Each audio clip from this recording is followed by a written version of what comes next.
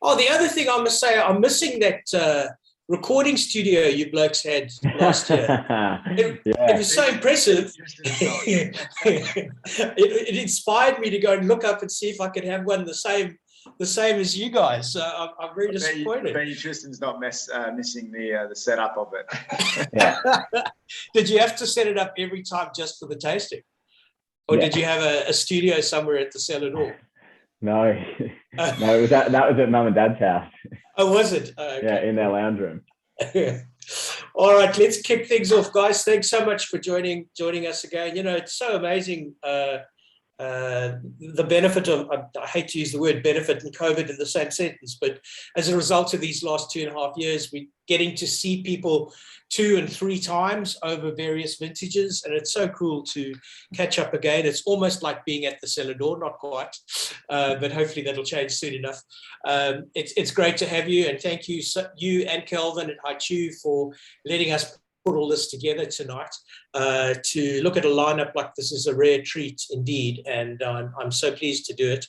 I'm going to hand over to you guys in a second, but a fun fact that I really should know and only discovered when I was rereading everything for tonight is that the Mosswood vineyards were planted in 69. I thought they were planted in 87, so it goes to show how little I know.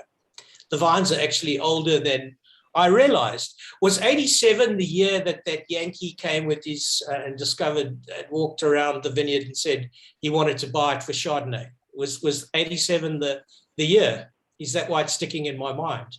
I thought it was earlier than that. Oh, was it? Yeah, oh, okay. Perhaps. I'll have to check that.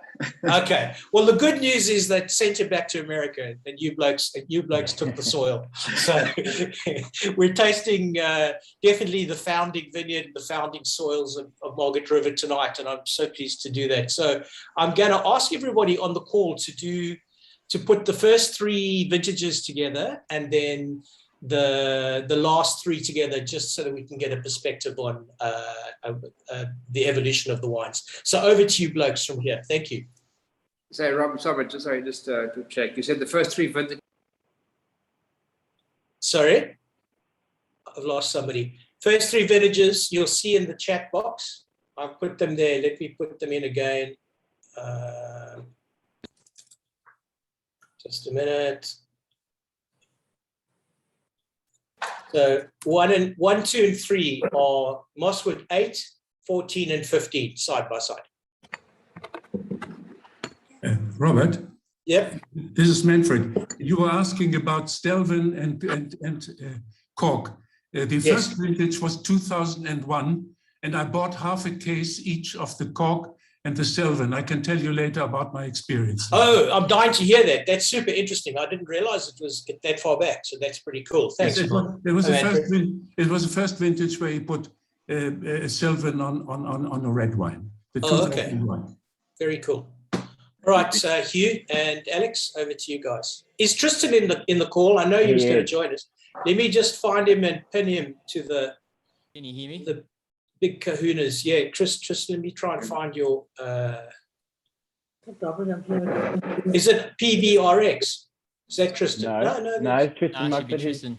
Yeah. We can see him. We can see him on the screen, Rob. Can you? Okay, cool. Oh, there he is. Tristan, wave. Can you hear me or not? Add the pin. There we go. We got you. Yeah. Okay. All right. Well, I'll lead us off, and then Alex has the first one, which is the 2008. So Tristan's got the 08. Sorry, excuse me. I'll introduce all of us. So my name's Hugh Mugford, as it says on here. My brother Tristan and winemaker Alex are also on the call. So we are 3 of the winemakers at Mosswood, and we, along with my parents, or Tristan's parents as well, Keith and Claire, are responsible for the production of all of the Mosswood wines. I've been, so I grew up at Mosswood, have been back, worked there after I finished school in 2010, and then moved to Adelaide, studied winemaking in Adelaide, and have been back working in the business since beginning of 2019. been involved in all aspects of production since then. I'll let the boys introduce themselves, but I'll just give a brief rundown on Mosswood for those that aren't familiar. But as Rob mentioned right off the top, so Mosswood was planted in 1969. It was the second vineyard planted in Margaret River, Bass Felix being the first, and Mosswood planted by Bill and Sandra Pannell in 1969. My dad, Keith, started at Mosswood and he and Mum leased the vineyard in 83 and then bought it in 85. So it's been in our family since then. We have two vineyards, so Mugford and Ribbonvale. So you'll try one wine from the Ribbonvale vineyard tonight as well. And we purchased that in 2000, and it's completely its own property. We service it entirely from Mugford. So all of the wines are made at the Mugford winery. And so, yes, the general background, Mosswood's about 15 hectares under vine, Ribbonvale 8. So we're very, very small with a very strong focus on quality. So that's us. I'll let Alex, Tristan, introduce yourselves. Yeah, you go, Tris. Can everyone hear me? I'm not sure if my audio is working or not. Yeah, you're good. Yeah, thanks, Rob. So my name's Tristan Mugford. As Hugh alluded to, I'm one of Keith and Claire's sons as well. And I've been working as a winemaker for the last, 4 years or so since I finished university. In terms of this wine itself, I guess we're going to start with the 2008. That's right, isn't it, guys? Yeah. So that was actually my first vintage working at Mosswood. And back when I was much more hirsute on the top of the head here, rather than this big helipad you can see here. Don't worry, I'm the same. Every time I do a Zoom call, it's half an inch closer to the back of my head. And so it's since very then, upsetting. obviously, my amount of hair has disappeared, but the amount I know about wine has probably increased a little bit. So it's actually quite fun to go back and look at this vintage just on its own, because it's been a while since I've done that, and it's good to think back to what we did then and how much more I know about the actual winemaking process than I did when I was very young and very inexperienced. So in terms of the year itself, 2018 was a fairly cool year. Fairly warm year. So ignore that first statement. A fairly warm year, and it was quite a fast vintage overall. And essentially, we basically picked the Cabernet roughly in the middle of March, which is for us, that's quite early, and that therefore is kind of reflected in the glass. You probably see that it's quite a warmer year. It shows more sort of bright fruit notes rather than the subtle fruit notes maybe you get from a cooler year. But yeah, in terms of the year, it was quite warm and quite fast. And at Mosswood, I'm not sure if it's just me imagining it, but I feel like the 2008 vintage was very fast compared to what there's the waiting period we often have between the reds and the whites. To me, at that point, seemed quite short, but nowadays it seems quite long. But I think that's more just me getting used to the fact that I am working vintage and I'm ready for the wait to be short. But every year it's a bit longer, it seems. But I think that's just age more than it is actual time going by. In terms of a vintage, though, I think 2008 is quite an outstanding year, and it actually looks quite good in the glass at the moment. In terms of at least the example that I have here tonight. I think opening the 4 bottles earlier today, they were all had very different points of view, as you're going to expect from a wine of this age. But there was a sense of density amongst all 4 bottles. There was this kind of rich, ripe fleshiness that came out of it that was really quite pronounced. And in fact, maybe I'll decide at the end of the night, but maybe it was for me its relative age compared to the others. seemed Sorry, to can you really say have its. that again, It Rob? seemed to have its elbows out quite a lot. It was quite Oh, dense yeah, and definitely. rich. Yes. I guess vibrant is probably one word for it. Yeah. But yeah, this year, sorry, the 2008 looks particularly exciting, especially at this age. In the glass. Robert Parker used the word dusky to describe it, which I thought was quite emotive. I quite liked that adjective. That's a good one. Yeah. Definitely. It's funny how some wines at age do show that certain character, which is was it showing this similar kind of persona at a younger stage, or is this something that's come out in later? Really, I think, to be honest, it's always been pretty fruit forward, so therefore it's always seemed as though it's a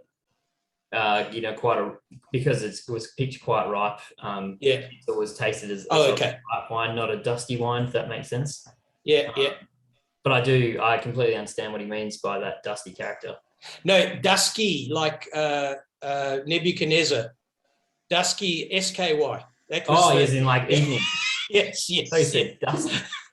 Yeah, no, sorry, it's my South Africanism coming out. It's in my Australian accent.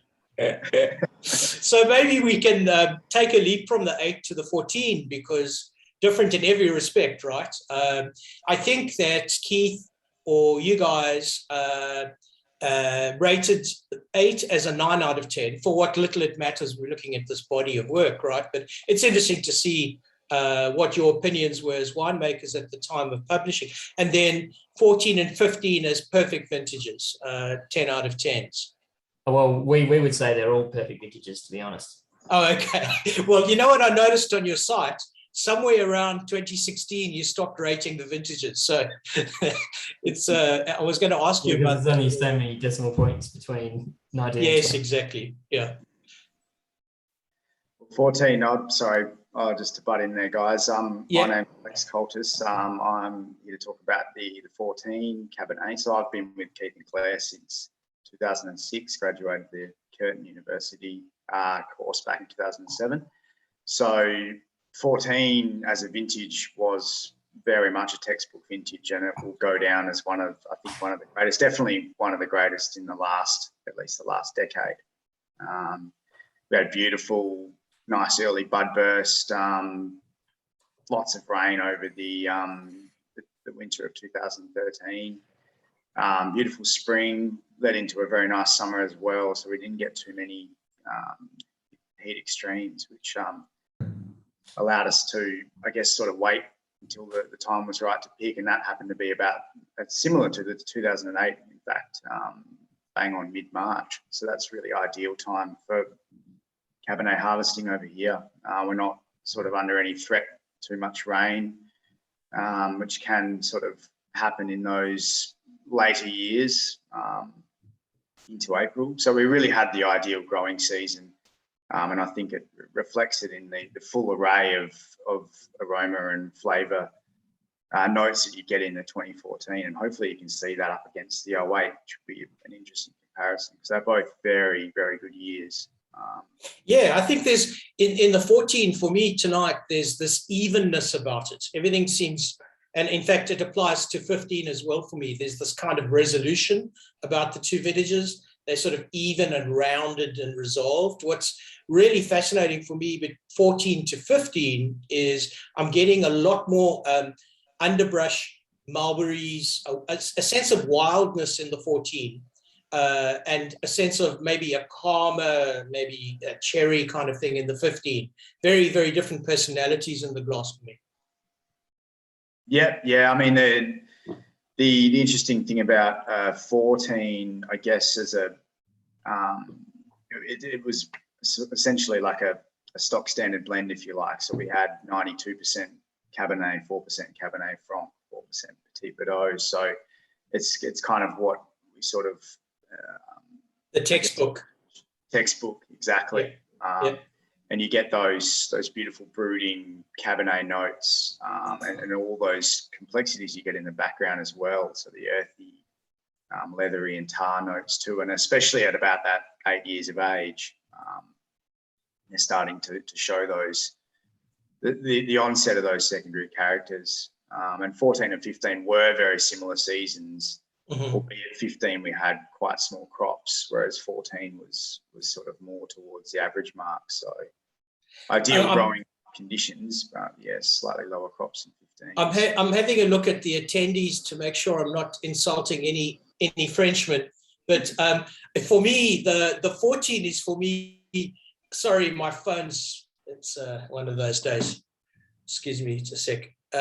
For me, the 14 is a typical Australian or a typical Margaret River expression of Cabernet, whereas the 15 is one that could far more easily be confused with left bank Bordeaux. I'm not sure if you agree, but I'd say that the 15 sort of echoes Bordeaux more closely than the 14. For me, 14 is all Australia, all Margaret River and all Marswood.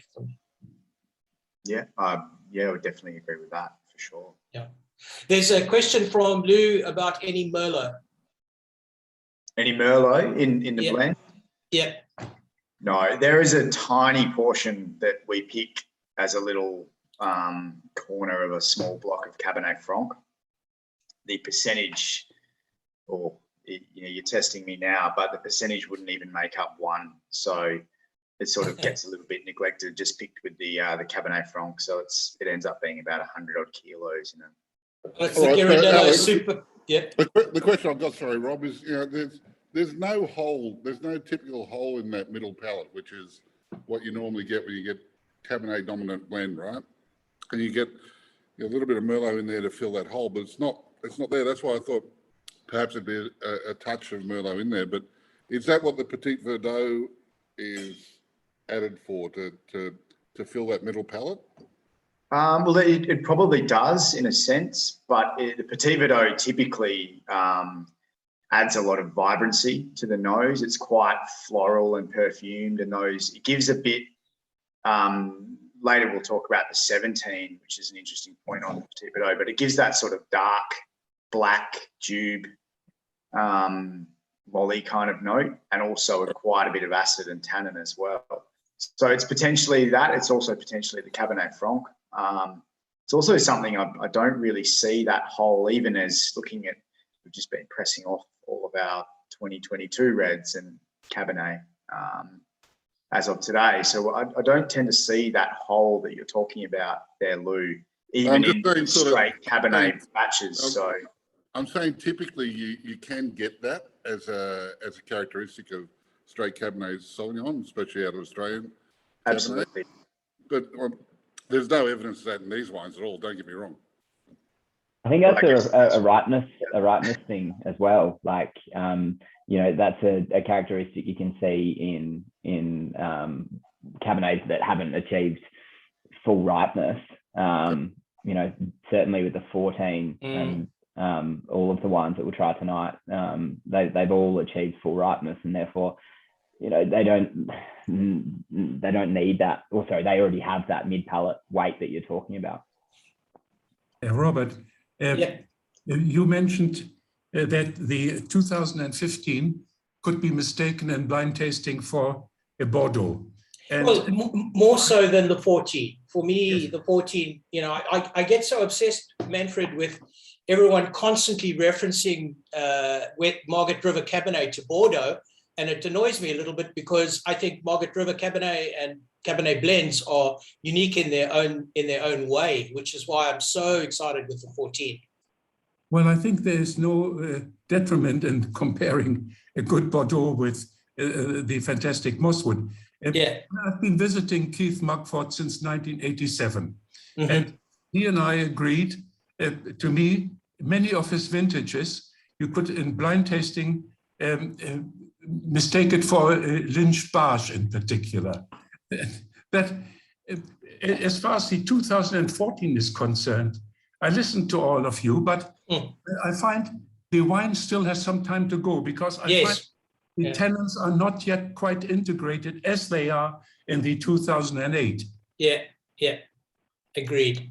It's profoundly evident, Manfred. Well, for me, in the texture, if you compare the texture of 14 and 15, 15 is very resolved. It has this beautiful silky softness already, and the reason why every bottle's been picked up off the site already since we started the tasting tonight, because it's just got that phenomenal glisten and eloquence to it. I agree. I can jump in here, Rob, and I might be able to shed some light on why.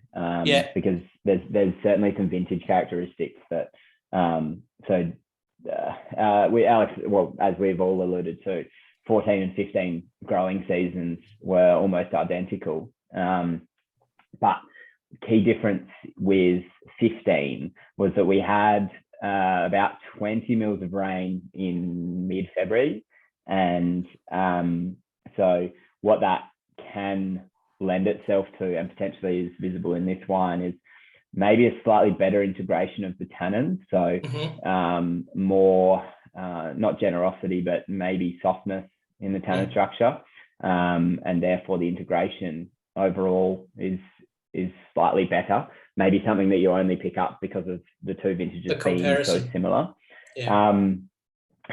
What the blends are slightly different as well. So there's only 1% Petit Verdot in the 15, just purely due to extremely inclement weather during flowering of the Petit Verdot. So 95% Cabernet, 4% Cab Franc, and then 1% Petit Verdot. So an extremely negligible amount in there. The overall yields were down about 40% in 2015. So less fruit for the vines to ripen. And so, you know, there's some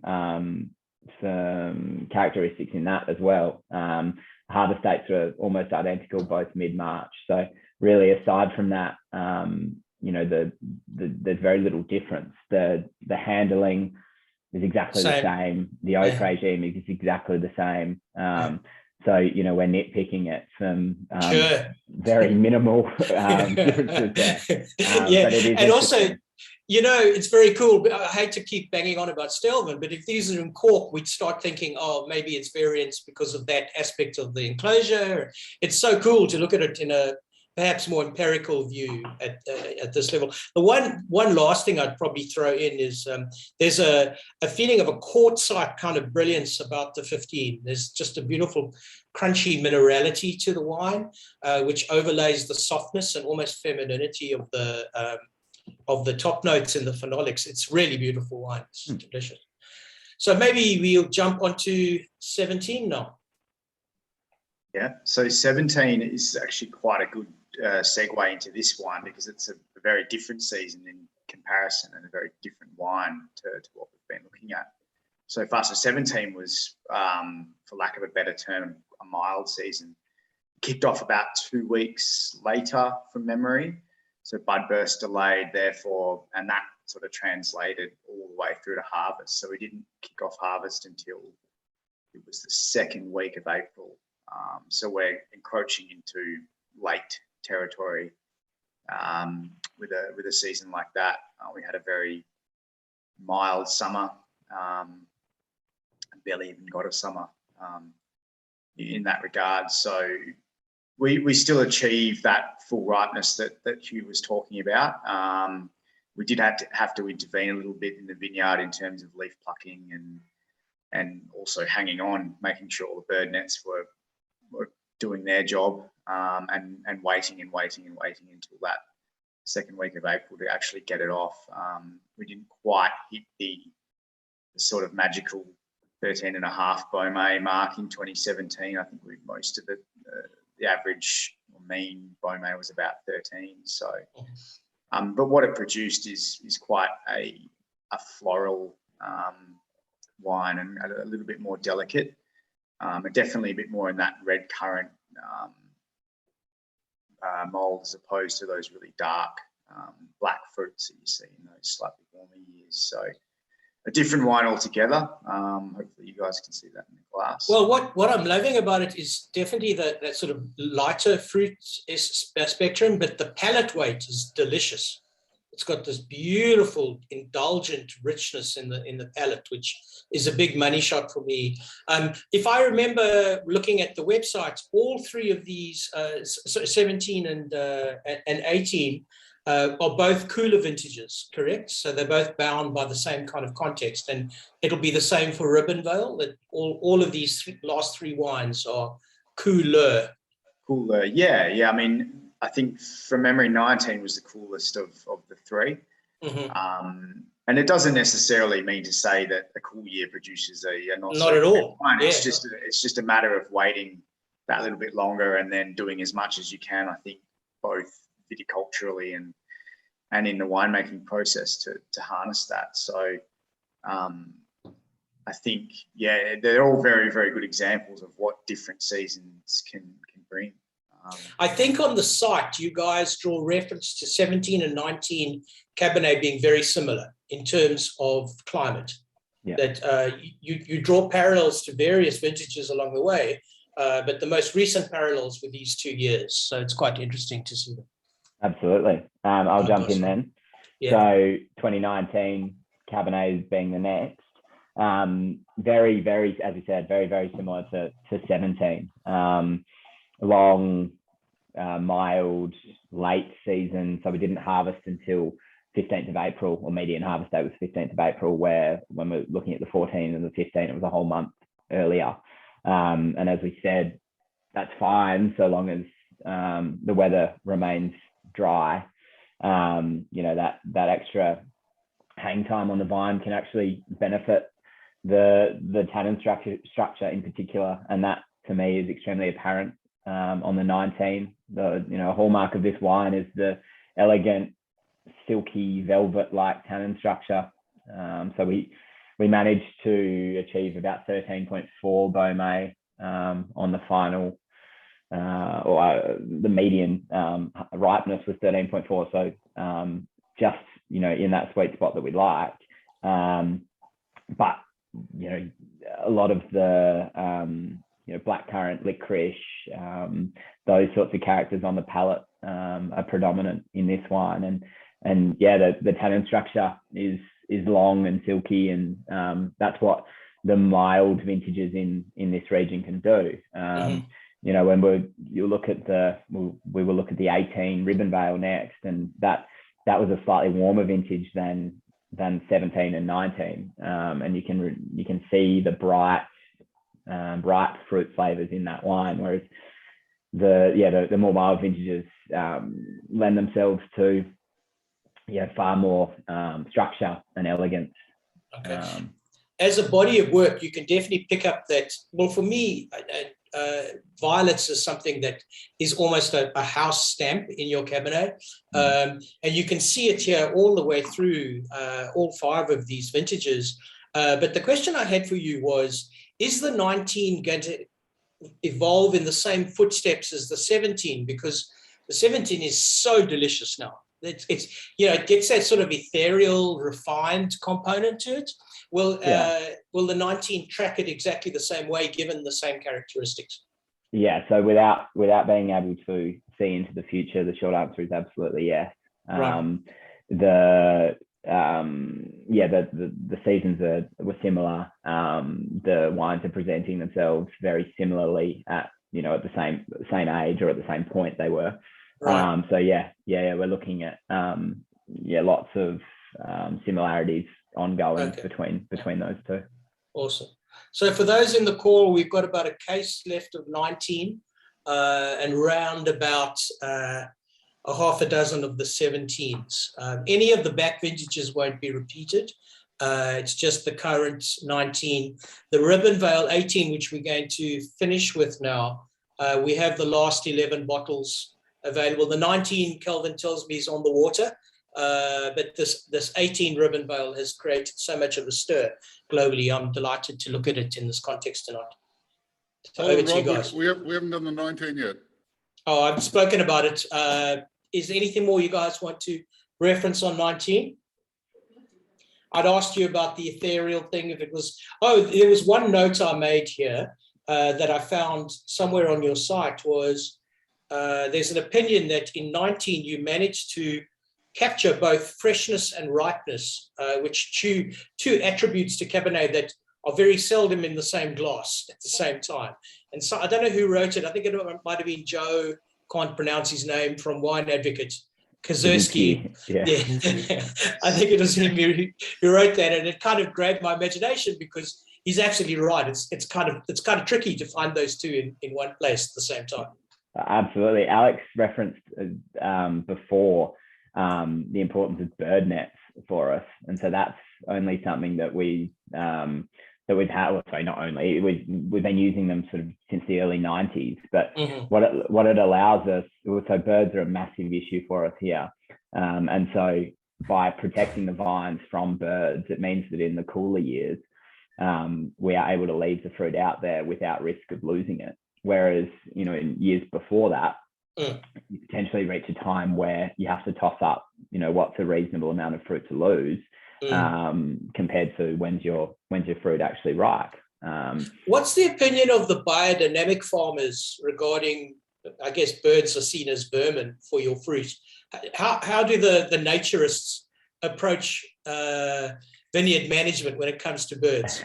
They have to. They're only protectionist nets. Yeah. Okay. Yeah. If you didn't, then you'd be wasting your time. I guess we can call it exclusion. Yeah, to be honest, the only thing the only protection you have in birds basically is either audio or mechanical like bird nets. So everyone's in the same boat there. If the oil barons are to be believed, you guys should install more wind vanes, because apparently it's killing all the birds in America. That's why they want to go back to mining oil again. So maybe you should give that consideration. just on the bird topic, so yes, nets are really important for us, but the other thing which protects us is the blossom from the marri trees. And so this year we were really lucky because there was a really strong blossom on the trees, and it lasted most of the ripening period. So does that attract the birds rather than the grapes? Is that they eat it. So it gives them an alternative food source. But last year, Tristan, Alex can correct me, 2021, I'm pretty sure we had a really bad blossom, and so the birds were rampant. And so 2019. Yeah, 2019. Yeah. So we were in the vineyard multiple times a day trying to get birds out of the nets, because they dive bomb them, they find holes, they just do whatever they can, essentially. Yeah. Well, I know it's cold comfort, but in South Africa they've got baboons as a problem for the fruit. So you guys have got it really lightly compared to the Yarbies. Got kangaroos too. Actually, Rob, on that point, not that I've got a problem with rampant birds. Yeah. I haven't had any for a while, actually. Just having just driven through Italy and France the last couple of weeks with Napoleon here, if they've got those windmill things, there's Napoleon, there he is. They've got those windmills everywhere, right? And frankly, the speed at which they go, you would have to be a pretty dumb bird to get killed by one. You know what I mean? I reckon I could outrun one. That's how bad it is. So, frankly, the birds that are getting killed, it's probably Darwinian. It's probably a good thing. All right. So, anyway. Getting rid of the thick ones. Really, but you have to be pretty dumb and slow and stupid to actually get killed by something that's rotating at, probably half a mile an hour. Anyway, go on. All right, so guys, onto the Ribbonvale. So this is a different site, right? Newer vines than your homestead vines. What sort of elevation do they have in comparison to the homestead? Well, it's pretty much exactly the same. Okay. It's only about 2 kilometers south of Mosswood. Okay. So it's, in terms of elevation, you can actually see it from Mosswood because it's on roughly the same level hilltop. So I mean, in the evening, if there's lights on at Ribbonvale, you can see them from Mosswood as you're pulling in. And soils? Soil is a bit different though. Right. So Ribbonvale is a bit more gravelly, whereas Mosswood's a bit more clayey. Right. So essentially, Ribbonvale probably has better drainage, whereas Mosswood has probably better water holding capacity. Right. And also Ribbonvale is a bit more south facing in terms of its aspect. So Mosswood's sort of predominantly north facing, east draining, whereas Ribbonvale is basically southwest facing. So it sort of cops the full brunt of any big fronts that come across due to the prevailing winds that blow sort of southwest, from the southwest direction. In terms of vintage though, 2018 itself was almost a perfect vintage in terms of having great ripening and also, you know, a bit of moisture, a bit of coolness, a bit of warmth, had basically a bit of everything. And so Mosswood Cabernet, I guess, showed that itself, whereas Ribbonvale Cabernet is slightly different because it's a different clone regime. It has high proportions of the 126 clone, which Mosswood Cabernet has none of, which I know is a bit of a deep dive, but basically it sort of presents more savoury characters through the 126. And so somewhat creates a bit of a difference between Ribbonvale and Mosswood, which is definitely good because it's not just site-based, it's also clone-based. So it's actually quite an interesting exercise just to look at the difference that clones make to Cabernet based on just, you know, not just on site, but also where they come from. So Ribbonvale in a cooler year will produce more savoury characters, whereas Mosswood probably has slightly more fruit-forward characters. I think 2018 was a good example of how you can get both in a good year and also how both contribute to the overall wine itself. What's interesting for me is if I was to draw a diagram of how the palate looks in comparison to the Cabernet, there's this kind of middle line linearity to the Ribbonvale, whereas the estate Cabernet has this sort of roundness to it. So quite different in structure and form. Is that a function? You've mentioned the soil difference. Is that a function of the youth of the vine as well, or is that just the location? That's a great question because we have at Ribbonvale we've grafted a lot of the Semillon over to 126 over to Horton Cabernet. So with the later years, so 2018 was probably one of those years where there was still more predominantly 126, but nowadays it's a good mixture of both. So essentially, I think 2018 was probably the last year that you could say was down to clone, whereas nowadays it's more down to, I guess, the aspect difference between Mosswood and Ribbonvale, purely because there is a lot more Horton clone out there now, in the mix when we pick it, or because obviously we converted a lot of what used to be Semillon into now Cabernet on the one. Cabernet. Lou's referencing that brighter acids, no question about it. I think one of the things that I love about this Ribbonvale is it has such opulence, but the acids take it to a different level. The acids sort of seem to merge with this richness and opulence. And if the acids weren't there, the wine might become a bit of a muffin top expression, but there's no danger of that. It's really delicious. And one of the best things about it, for those who want to nail the last 11 bottles that we got, is it's $55. So it's a third of the price, or almost a third if my math's right. Walking out the door. Yeah, exactly. I can't wait to look at the 19 when it lands, guys. How would you compare the 18 to the 19? Because no doubt I'll be banging on about it in a newsletter. Well, I think, to be honest, it would just be a reflection of the difference in years. Right. 19 colder than 18. Well, I guess more, 19 might be more reserved or slightly more subtle. A bit leaner, yeah. Whereas 2018 was pretty much what you would ask for if you were to write for a vintage. So I think that Suckling went and ruined it for everybody who's not getting the 18 by giving it 97 points. The man gives me anxiety, I'm telling you, with these massive ratings. Well, I mean, as long as it's relating to Mosswood, then we're happy with those. Yeah, exactly. No, exactly right. There's a question from Troy. Yeah. I was going to say, think the consensus among us, I know Alex, is it's just in terms of the Ribbonvale Cabernets that we've made. I know Alex is a big fan and talks about that, but for me, the 18 is the best one that we've made from that property.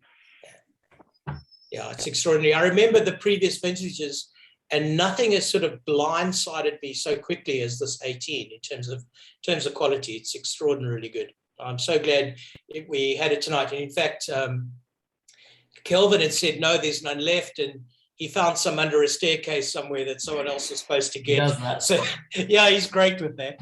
So, hey, Rob, we got a question here about the Ribbonvale, because it's very clearly a different animal, right? Much brighter, cleaner acids, etc. But the question is there a different maceration process that's been employed here? No, we use exactly the same process to make both of the wines. So this is just the vine. Purely an exercise in site difference and clone difference, basically. It's very cool. It's very cool as a technical exercise to sort of remove those other aspects of the winemaking and look at it purely in that context. It's awesome. Yeah, that's what we like about the whole thing, is that we can show the difference between the clones and also how site affects the wine in the bottle. It's awesome. There's a question from Joyce. How does the 2016 fit in comparison to the 14, 15, 17, 18, 19? Hotter year, I guess, right? Well, Alex is probably there for that one. So 2016, slightly warmer, I think, than all of those said. Very small crops again in 16. Quite a rich, intense wine. Obviously, not having it in the glass doesn't help me talking about it, but it is. 16 was a very, very good season. I think it's a wine that will live a long, long time, like many of the good Mosswoods. You have no problems laying that down for 20 years. I was lucky enough to taste that 16 end of last year. And putting that next to the 17 that we're looking at tonight, the 16 is definitely riper, bigger, bulkier. The 17 has this kind of finesse, this sort of ethereal component to it. So I hate to use the word masculine and feminine. We'll get all kinds of hate mail from people, but it definitely has that kind of notion to it that they're very different. Pretty spot on comparison with those two wines. Your masculine being the 16, definitely. Yeah. Manfred's got a question. Well, I think we should not forget that Ribbonvale makes some outstanding whites. Yes. And that doesn't surprise me, because Ribbonvale is adjacent to Pierrot. And Pierrot and Mosswood and Horgan's wines are fantastic. And I think the whites should not be forgotten. I think beautiful whites. I understand next week we're going to have access to the Ribbonvale botrytis. I think, Kelvin, am I right? I think that's on either on the vessel or somewhere between the vessel and the loading dock in Singapore. As we were chatting earlier, I just had a quick message with Hugh, and said we have some, although he hasn't confirmed. Oh my God! It's still at the winery, so we should have some. Yeah, we just don't know when it'll be in yet. It's like dealing with the Romani Contis, you guys. No, we're just trying to create demand. Yeah, very good. Yeah. The other thing, and there's a question from Derek on mobile. Any details about the Amy's vineyard? How's that differentiated from Ribbonvale and the estate sites? Well, so Amy's is it's not a long story, but it's a bit of a different story in the sense that it's not from a Mosswood owned vineyard like Ribbonvale. It's from we buy the fruit basically from someone called Ian Bell, who used to be the winemaker at Mosswood. I think he worked here for 21 years or something like that. And he basically had a property that he inherited to his grandma in Yellingup, which is a little bit further north down here through his grandma. And basically we buy the fruit from him to make the wine that we call the Amy's. And the reason why we call it the Amy's is because that was his grandmother's name. So we named it after her. Oh, cool. And so basically it's different in the sense that it's from a different region. Basically, I guess it's what we call yelling up, even though there's not a huge region up there, but we find that it produces sort of a bright fruit character, interesting early drinking wine that we really quite. Lou, we've got another Cabernet from Yelling Up. I'm sure of it, but I'm buggered if I can remember which one. The guy who looks like a mad scientist. Can't remember now. As in Ed Haps. No, I can't remember now. Maybe I'm being rude. But Lou, there is somebody, because we did a tasting last year. Anyway, I'll look it up. It was the name resonant. Okay. Yeah, you're confusing the vineyard with the winemaker though. We've got some Evans and Tate, but that's not the mad scientist. Right. Okay. All right. He's elsewhere. It was great. So a question from Jürgen. The mates, it's all in a bit. This is a good question. It's actually upstaging Lou, which is always a good thing. If the guys were looking to drink a Margaret River Red with their mates from a small independent producer, who would they pull? Who would they get out of their cellar? Mugford. Yeah, exactly. Way too parochial. That's easy. No, but Lou usually phrases it like, if you're not drinking your own stuff, what do you do? Well, I think it is difficult because through the cellar that Mum and Dad have sort of ended up with over the years, it's almost interesting just to try whatever old Margaret River Reds are in there. Yeah, so I find that the most interesting things are sort of wines that were sold at the time as unimportant wine. They weren't at a certain price point, or it was just the wine that they sold under a certain label at the time, even if that doesn't exist anymore. And I think the most interesting thing that we find, at least, is that there's a lot of good reds hidden away underneath labels that you never would expect them to be hidden underneath. Yeah. And so, to be honest, I think I guess we probably drink a lot of Piero or Woodlands would be the next one, maybe Cullen, but that's just because they're our direct neighbour, so we sort of just do informal benchmarking against everyone. I've got to firm up the date with Kelvin, but we've got a date with Vanya in a couple of weeks' time, which I'm also really looking forward to. It's going to be great to see what she's got on release, so we'll be advertising that to everyone. I think we better let you go. Thank you so much for a fantastic tasting, guys. It's been amazing, as always. I have to ask my question. No worries, it's our pleasure. Oh, okay. That's my question. I got to throw my question in there. Guys, okay. I always ask this question. When you're not drinking Mugford, right, no one's looking, and you don't care, right, and there's no press watching you, what do you actually reach for? What would you like to drink on your own table, and it cannot be Mugford? And it doesn't have to be Margaret River, because that's pretty on the spot. I'll jump in here because I've got it on the top of my mind. So someone's mentioned Woodlands there, which is a fantastic call. But for me, I drink a lot of Picardy. So Bill and David Panel, who planted Mugford, they have Picardy, which is over at Pemberton. So possibly still Mugford. And their wines, particularly Pinot Noir, the Pinot, Chardonnay, fantastic. So that's definitely a wine that I go for. Alex? I'm a sucker for German Riesling in summer.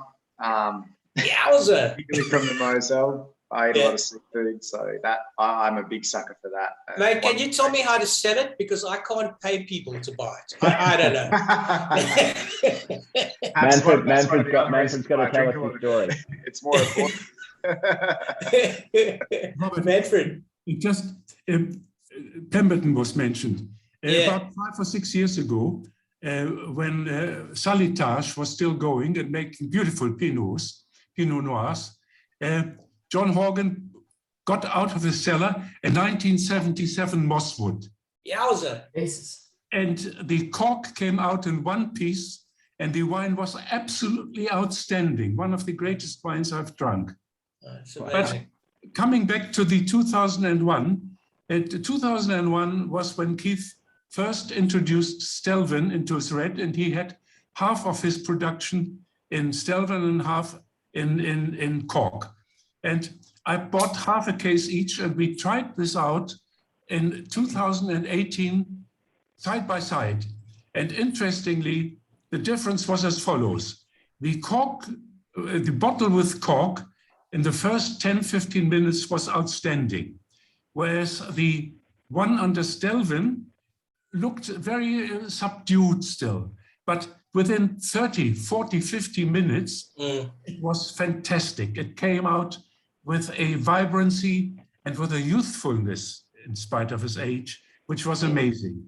And Keith Mugford has always said, opposed to other beliefs, that if you have a Stelvin cap, enough air goes into the bottle to do the conversion into aging.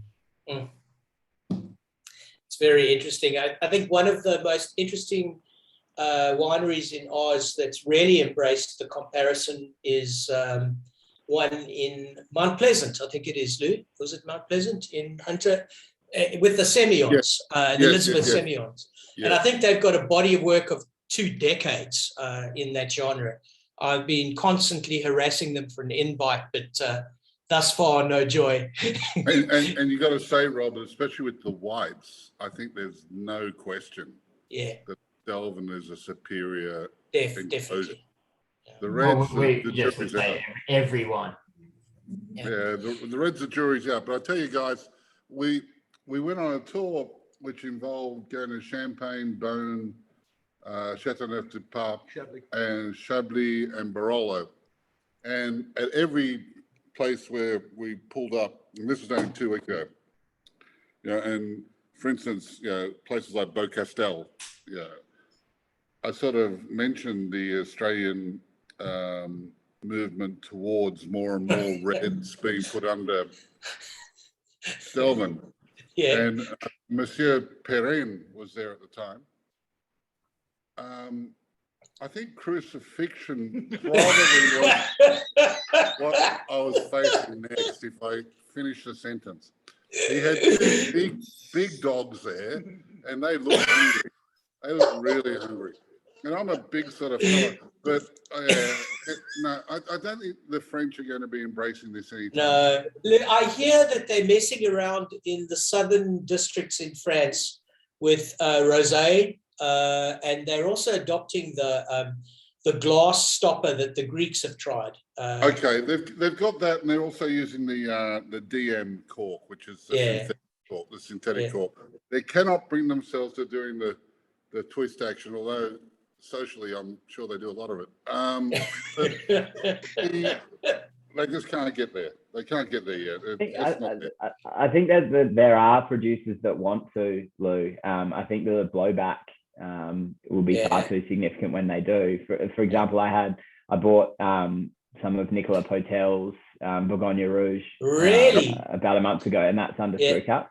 Oh gosh! So speaking with him, which Mum and Dad do regularly, if he could and if his customers would allow it, he would go to screw cap. But no, something like that though is significant. If Patel, even at his entry level, Bourgogne, that's a big move. That's a huge move. A big deal, because a bit of the Languedoc is doing it. There's no doubt about that. The rosé is screaming for it. All right, we thank you so much for coming, guys. Thanks, Kelvin, and I hope to see you guys soon. It's been an amazing tasting. Thank you so much. Take it easy, everybody. Good night, everyone. Thank you very much. Bye. Guys. Bye.